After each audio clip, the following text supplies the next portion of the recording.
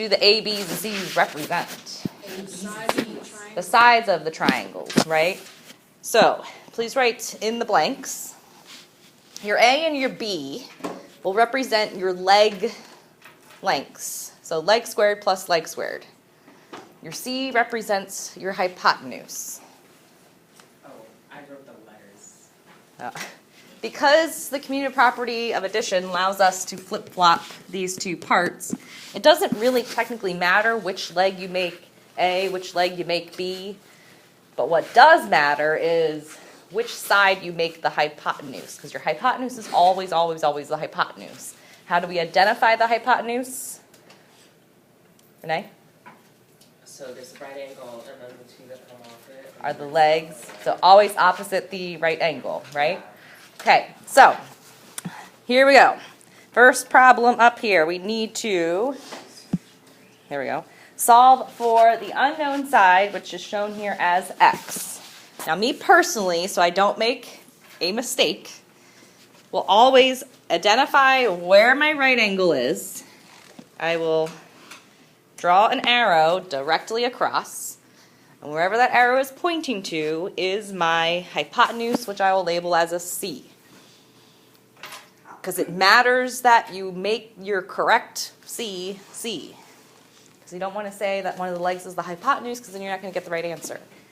So then it doesn't matter if I make the 8 or the 6 my A or my B. So I'm just going to make the top one my A, the right one a B. So now let's do the Pythagorean theorem. A squared, so 8 squared, plus B squared, 6 squared, is equal to C squared, X squared. Order of operations tells us to do exponents before we add. So do not turn this into 14 squared. 8 squared is 64. 100. Yep, 6 squared is 36. Adding those together gets 100. Why is that nice? It's a perfect square. How do I undo the square here? I take the square root. So the square root of 100 is 10. So my x is equal to 10. Okay. You guys remember doing this stuff before? Yes. Maybe you didn't simplify your radicals when you did it in middle school. You might have gave decimal answers. We got like this chart thing. I can't remember what it was Oh. called. I just briefly remember it. It's like this chart thing, and whenever they might have just been giving the answers as well as square roots. Oh, yeah, maybe. It looks like they looked it up. Okay, so we want to solve for x here. So again, I'm going to identify where my right angle is. Again, me personally will put that little arrow there just to remind me of where my hypotenuse is, which means my 5 is my C.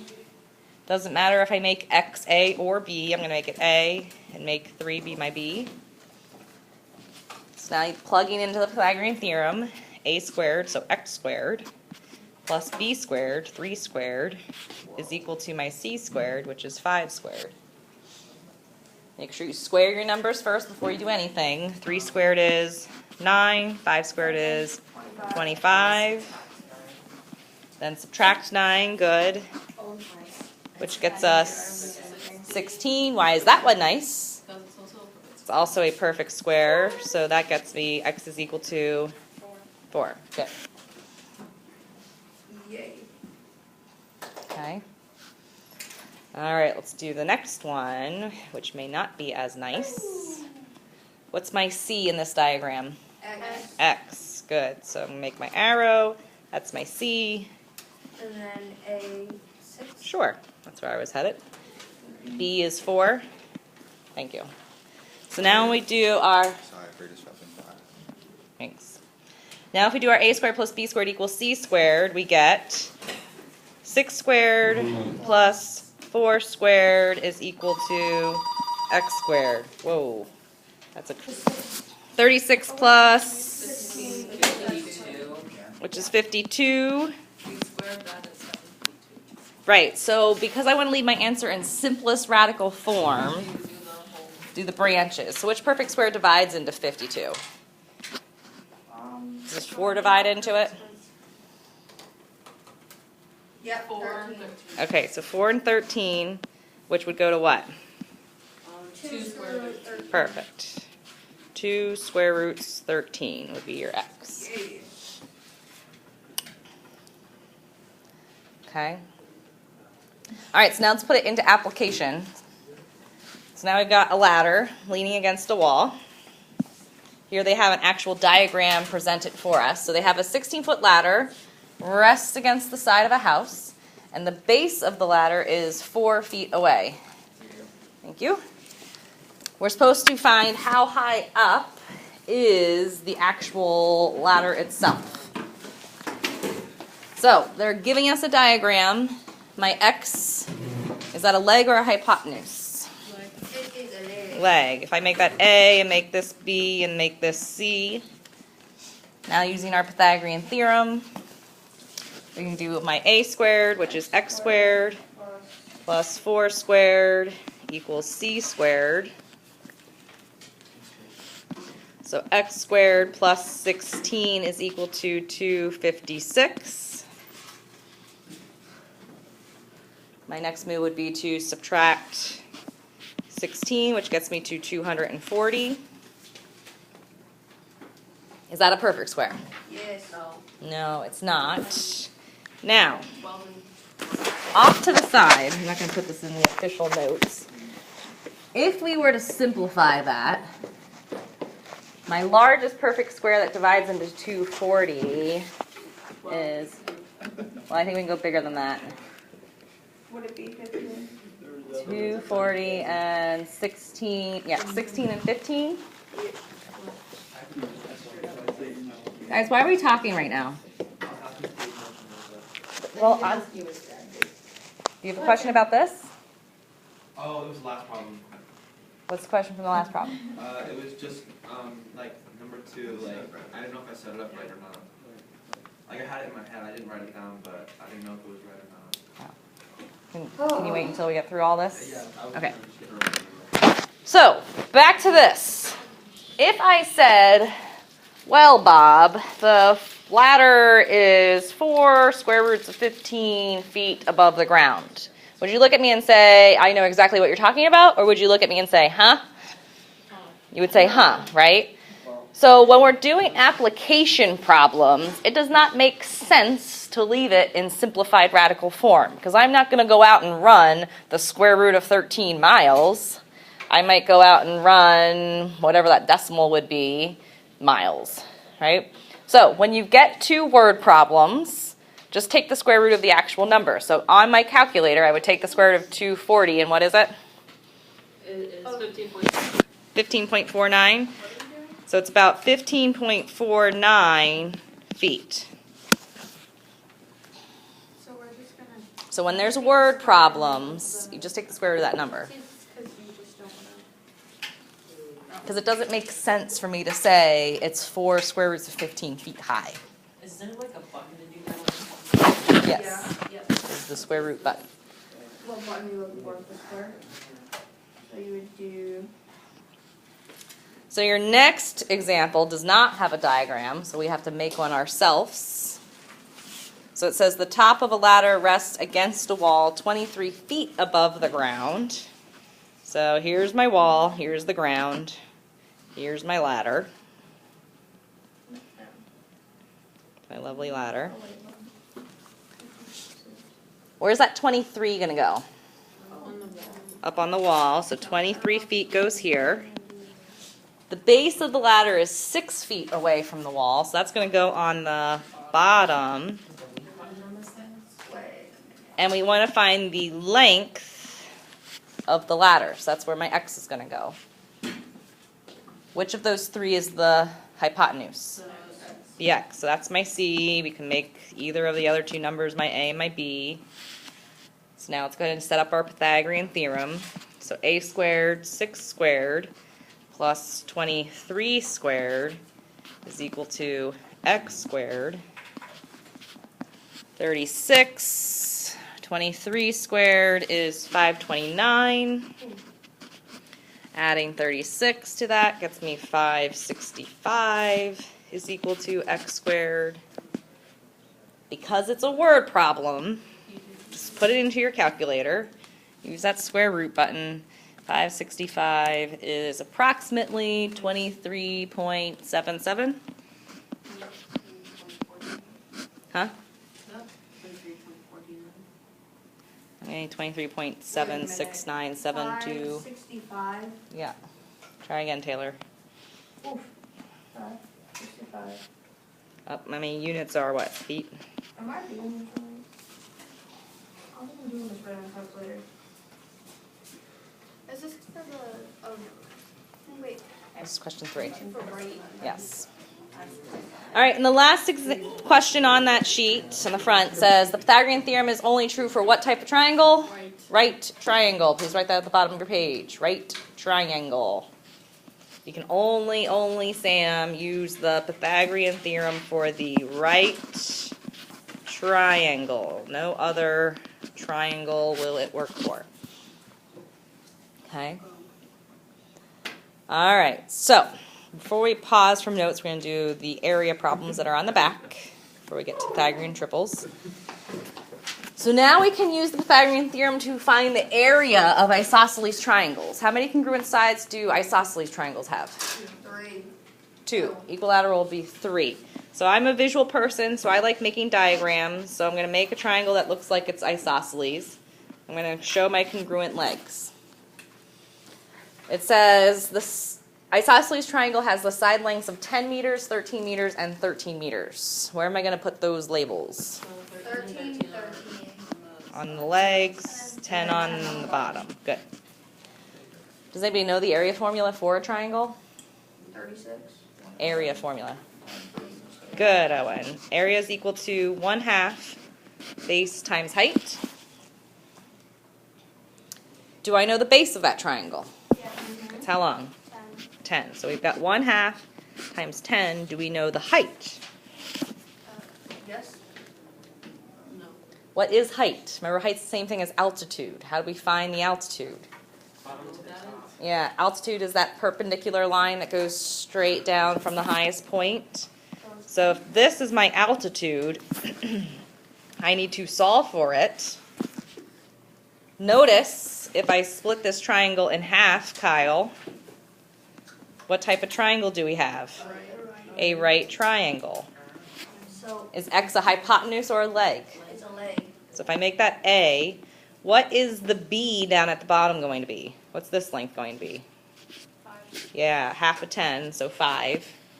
So there's my B, and my C is going to be 13. That's an A. That's an A. All right, do the Pythagorean theorem. Solve for the height.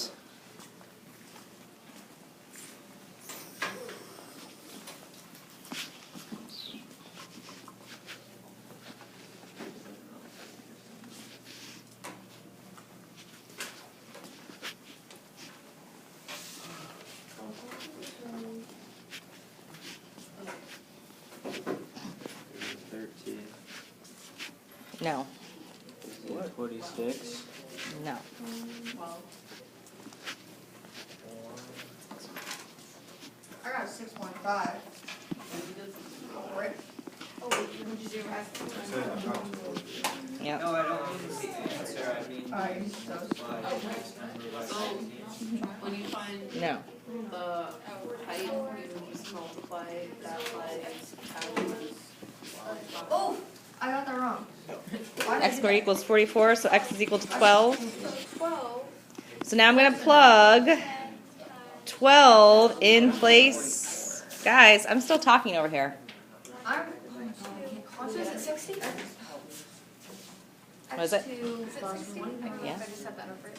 equals 160.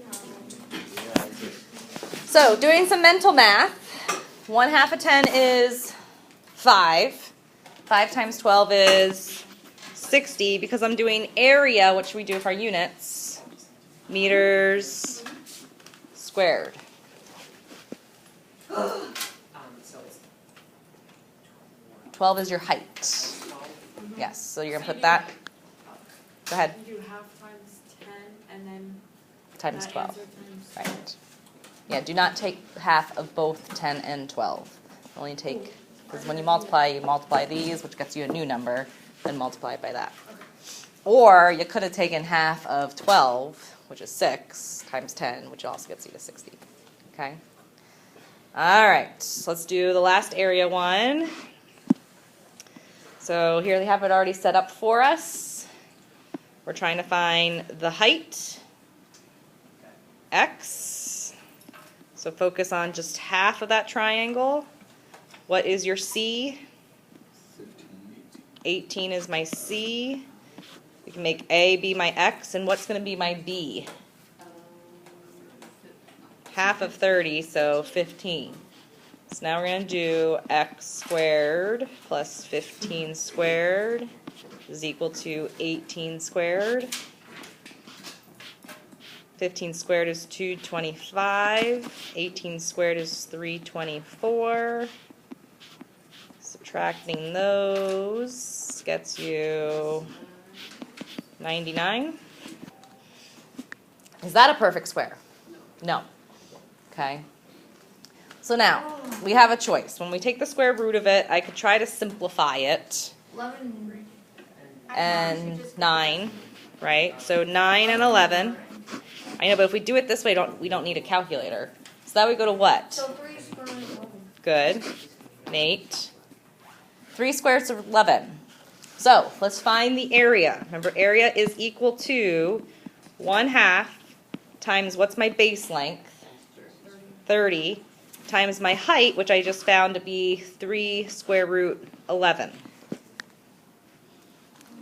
Now, just like when we multiply the last one, just multiply from left all the way to the right. What's 1/2 of 30? 15. What's 15 times 3? 45. And then 45 times the square root of 11 is just 45 square roots of 11. Yeah. Feet squared would be your answer. If I wanted to get a decimal version of that, I could type into my calculator 45 times the square root of 11, and it would give it to me as a decimal. We'll get us there. Okay. Questions with finding the area of a triangle? Do we answer always have? When you're doing area units squared, yes. Okay. Okay. So now, what I would like to do is we're on to Pythagorean triples, right? So for your Pythagorean triples, yeah, we're going to skip number 6. Let's go ahead and get our definition in here quick, just so you have it introduced. Our definition of a Pythagorean triple is as such. It's a set of 3 positive integers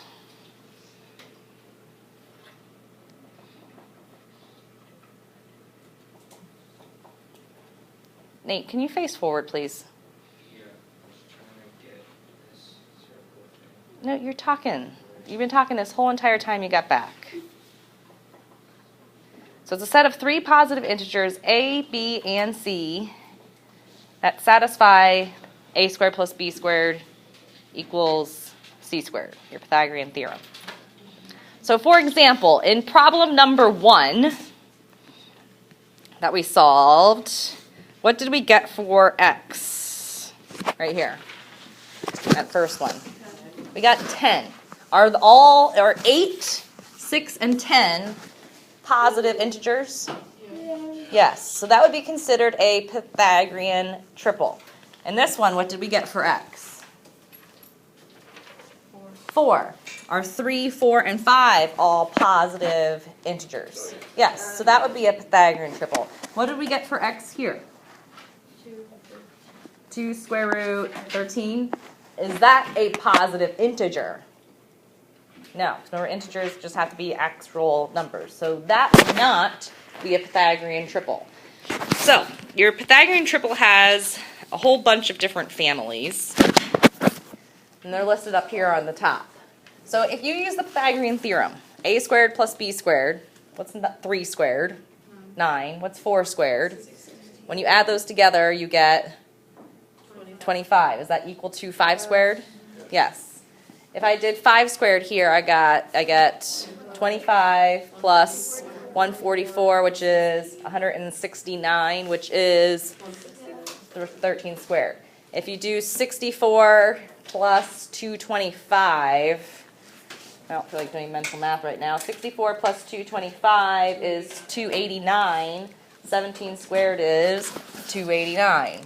If I do 7 squared, which is 49, plus whatever 24 squared is, I get 625, which is 25 squared. So these are all Pythagorean triples. So if you think about them as in families, they're like the grandfather, okay? The original set. Then we can create any multiplier of the Pythagorean triples from there. So for example, I could double 3, 4, 5 and get 6, 8, 10, which is what we got for our first problem in our notes, right? If I tripled the original, I would have 9, 12, 15. And I could keep on going as long as I wanted to. I could quadruple, I could multiply by 5, multiply by 6, multiply by 7, and keep getting larger and larger numbers. Do it for 5. 12, 13. Doubling that gets me 10, 24, 26. Tripling gets me 15, 36, 39, and so forth. Let's put little dots down because you can keep going. Doubling 8, 15, 17 gets me 16, 30, 34, which keeps going. Doubling this one gets me 14, 48, and 50. And again, you could keep going. So ultimately what happens is, if you see a set of numbers for a Pythagorean triple, you can connect it back to its original godfather, if we call it that, or what did I say? Did I say godfather or grandfather? Grandfather.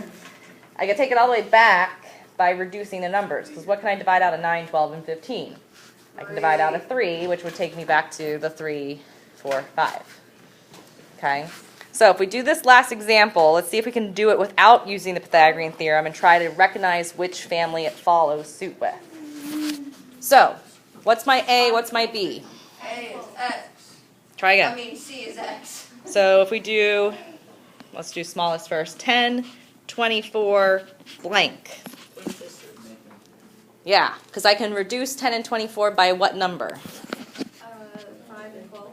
Take it down by 2, divide by 2, which goes to 5 and 12, which that family matches up with 5, 12, 13. So then to get back to the original, I would double it to get to 26. Now, if you didn't have the Pythagorean triples memorized, that's okay, because you could just use the Pythagorean theorem and it would get you there, right? So it's just kind of a shortcut that can be used if you can identify that it is a Pythagorean theorem. If anything, I think the most... Kyle, leave your hands to yourself. Ow! Kyle! It's literally a stink bug. It's okay.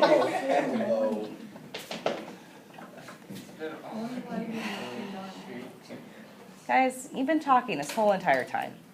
I was just laughing. If anything, the only triple that I think you should technically be able to memorize is 3, 4, 5, because that's pretty easy to remember, right? 3, 4, 5, they're consecutive numbers.